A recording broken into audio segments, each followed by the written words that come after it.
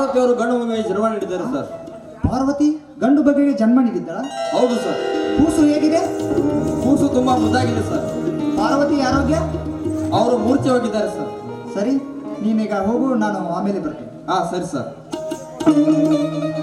ಪಾರ್ವತಿ ಮುದ್ದಾದ ಗಂಡು ಮಗುವಿಗೆ ಜನ್ಮ ನೀಡಿದ್ದಾಳೆ. ಕೂಸು ತುಂಬಾ ಮುದ್ದಾಗಿದೆ, ತುಂಬಾ ಮುದ್ದಾಗಿದೆ. ಡಾಕ್ಟರ್, ಪಾರ್ವತಿಯ ಕೂಸು ತುಂಬಾ ಮುದ್ದಾಗಿದೆ ಅಂತ ಸಂತೋಷ ಪಡ್ತಾ ಇದ್ದೀಯಾ? ಪಾರ್ವತಿಯ ಗಂಡ ಚೆನ್ನಪ್ಪಗೌಡ ಸತ್ತು 6 ತಿಂಗಳು ಗತಿಸಿದವು. ತಂದೆ ಸತ್ತ ಮಗುವಿಗೆ ತಂದೆ ಯಾರು ಅಂತ ಕೇಳೋ ಈ ಸಮಾಜಕ್ಕೆ ಏನಂತ ಉತ್ತರ ಕೊಡ್ತೀಯ? ಹೌದು, ಚೆನ್ನಪ್ಪಗೌಡ ತೀರಿಕೊಂಡು 6 ತಿಂಗಳು ಗತಿಸಿ ಹೋಯಿತು. ಆದರೆ ಅವನಿಗೆ ವಿಷ ಹಾಕಿದವರು ಯಾರು ಎಂದು ಕಂಡುಹಿಡಿಯಲಿಕ್ಕೆ ಆಗಲಿಲ್ಲ. ನಾಳೆ ಈಗ ಹುಟ್ಟಿರುವ ಈ ಮಗುವಿನ ತಂದೆ ಹೆಸರು ಯಾರು ಎಂದು ಕೇಳಿದರೆ ನಾನೇನೆಂದು ಉತ್ತರಿಸಬೇಕು? ಈ ಸಮಸ್ಯೆಯಿಂದ ಪಾರಾಗಲು ನನಗೆ ಯಾವ ಮಾರ್ಗವಿಲ್ಲವೇ? ಇದೆ, ಒಂದೇ ಒಂದು ರಾಜ್ಯ ಮಾರ್ಗವಿದೆ. ಯಾವ ರಾಜ್ಯ ಮಾರ್ಗ? ಪಾರ್ವತಿಗೆ ಎಚ್ಚರ ಆಗುವ ಮುನ್ನ ಆ ಕೂಸಿನ ಕತ್ತು ಹಿಚಿಕಿ ಕೊಂದು ಬಿಡು. ಹಿಂದು ಜೀವಿಗಳ ಪ್ರಾಣ ಉಳಿಸಲು ಪ್ರತಿಜ್ಞೆಗೈದ ಡಾಕ್ಟರ್ನಾದ ನಾನು ಕೇವಲ ನನ್ನ ಸ್ವಾರ್ಥಕ್ಕಾಗಿ ಒಂದು ಅಮಾಯಕ ಕೂಸಿನ ಕತ್ತು ಹಿಚ್ಚಕಬೇಕೆ? ಇದನ್ನು ಆ ದೇವರು ಮೆಚ್ಚುತ್ತಾನೆ? ಡಾಕ್ಟರ್, ದೇವರ ಮೆಚ್ಚುಗೆ ಪಡೆಯುವ ಕಾಲ ಇದಲ್ಲ. ಈ ಸಮಾಜದಲ್ಲಿ ನೀನು ಮುಖವೆತ್ತಿ ಬದುಕಬೇಕಾದರೆ ಆ ಮಗುವಿನ ಕತ್ತನ್ನು ಹಿಚ್ಚುಕಲೇಬೇಕು. ಹೆಚ್ಚುಕೋ ಹೆಚ್ಚುಕೋ ಹೆಚ್ಚುಕೋ. ಈ ಸಮಾಜದಲ್ಲಿ ನಾನು ಮುಖವೆತ್ತಿ ಬಾಳಬೇಕಾದರೆ ಆ ಕೂಸಿನ ಕತ್ತು ಹಿಚ್ಚುಕಲೇಬೇಕು, ಹಿಚ್ಚುಕಲೇಬೇಕು.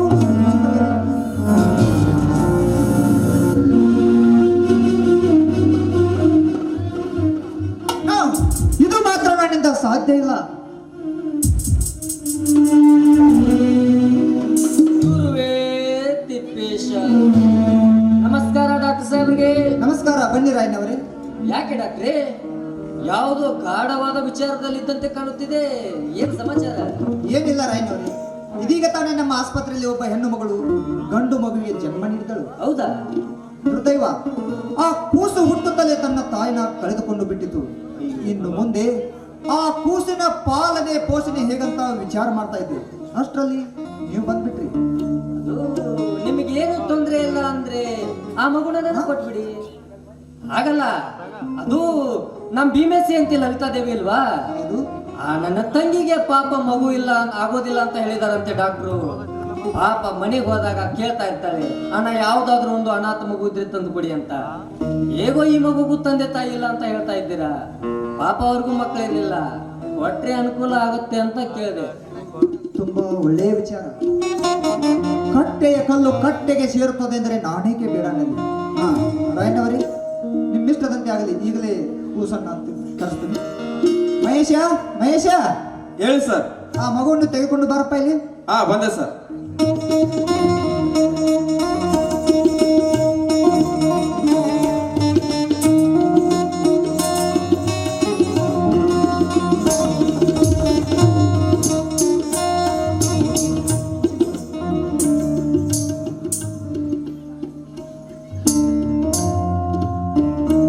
ರಾಯಣ್ಣವರೇ, ತೆಗೆದುಕೊಳ್ಳಿ ಈ ಕೂಸನ್ನು.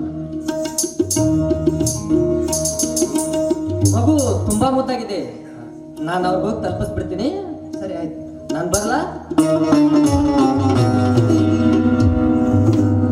ಮಹೇಶ್ ಅವರೇ, ಹೇಳಿ ಸರ್. ನಾನು ಹಿಂದೊಮ್ಮೆ ಬಂದಾಗ ಇಲ್ಲಿ ಒಬ್ಳು ಮೇರಿ ಅಂತ ನರ್ಸ್ ಇದ್ಲಲ್ಲ?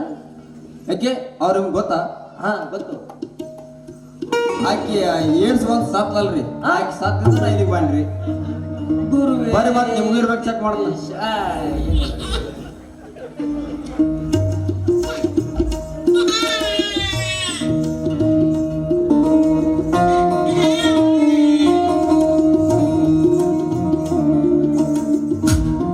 ಮಹೇಶ, ಬಾಯ್ಲಿ. ಹೇಳಿ ಸರ್. ನೋಡು ಮಹೇಶ, ನಾನು ರಾಯಣ್ಣವರಿಗೆ ಮಗುವನ್ನು ಕೊಟ್ಟ ವಿಷಯ ಎಲ್ಲಿಯೂ ಬಾಯ್ ಬಿಡಬೇಡ. ಇದು ಗುಪ್ತವಾಗಿರಬೇಕು, ತಿಳಿತಾ? ಆಯ್ತು ಸರ್, ಯಾರು ಹೇಳಲ್ಲ ಸರ್. ಹಾ, ಪಾರ್ವತಿಗೆ ಎಚ್ಚರ ಅಂತ ಕಾಣ್ತೇನೆ. ನೋಡ್ ನಡಿ ಒಳಗೆ. ಹಾ ಸರ್.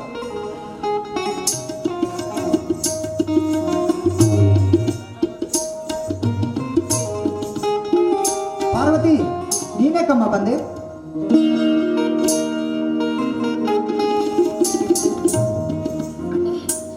ನನ್ ಮಗು ಎಲ್ಲೇನ? ನನ್ ಮಗು ನೋಡ್ಬೇಕು ಅಂತ ತುಂಬಾ ಆಸೆ ಆಗ್ತಾ ಇದೆ. ನನ್ ಮಗುನ್ ತೋರಿಸೋಣ. ಎಲ್ಲೇನ ನನ್ ಮಗು? ತಂಗಿ, ನಿನ್ನ ಮಗು ನನ್ ಮಗು ನಿನ್ನ ಮಗು ನಿನ್ನ ಮಗು ಹುಟ್ಟಿದ ತಕ್ಷಣ ಸತ್ತು ಹೋಯ್ತಮ್ಮ.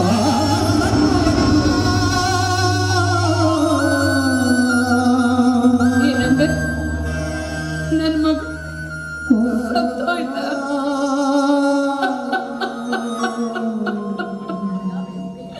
ಪರಮಾತ್ಮ, ನಿನಗೆ ಕರುಣೆ ಅನ್ನೋದೇ ಇಲ್ವೇ?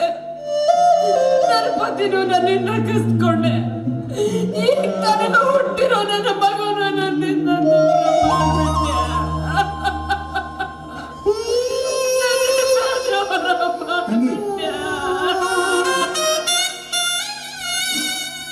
ಅಣ್ಣ, ಅವನು ನನ್ನ ಹೊಟ್ಟೆಲಿ ಹುಟ್ಟಿದ್ನಲ್ಲ, ಅದಕ್ಕೆ ಸತ್ತು ಹೋದ.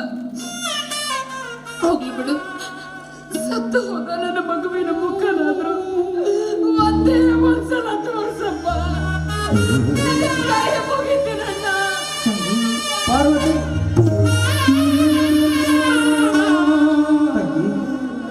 ಸತ್ತ ಮಗುವಿನ ಮುಖ ನೋಡುವುದರಿಂದ ಮತ್ತಷ್ಟು ದುಃಖವಾಗುತ್ತದೆ ವಿನಃ ಸಂತೋಷವಾಗುವುದಿಲ್ಲ ಎಂದು ತಿಳಿದು ನಿನ್ನ ಮಗುವಿನ ಅಂತ್ಯ ಸಂಸ್ಕಾರ ನಾನೇ ಮಾಡಿಬಿಟ್ಟೆ ತಂಗಿ.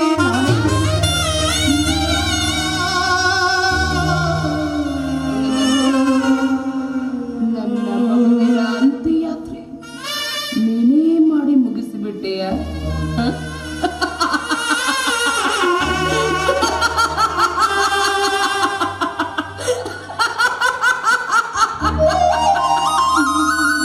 ನನ್ ಮಗ ಸತ್ತೋದ. ನನ್ ಮನೆಗೆ ಮಾಡ್ ಹೋಯ್ತು. ನನ್ ಮನೆಯೆಲ್ಲ ಕತ್ಲು.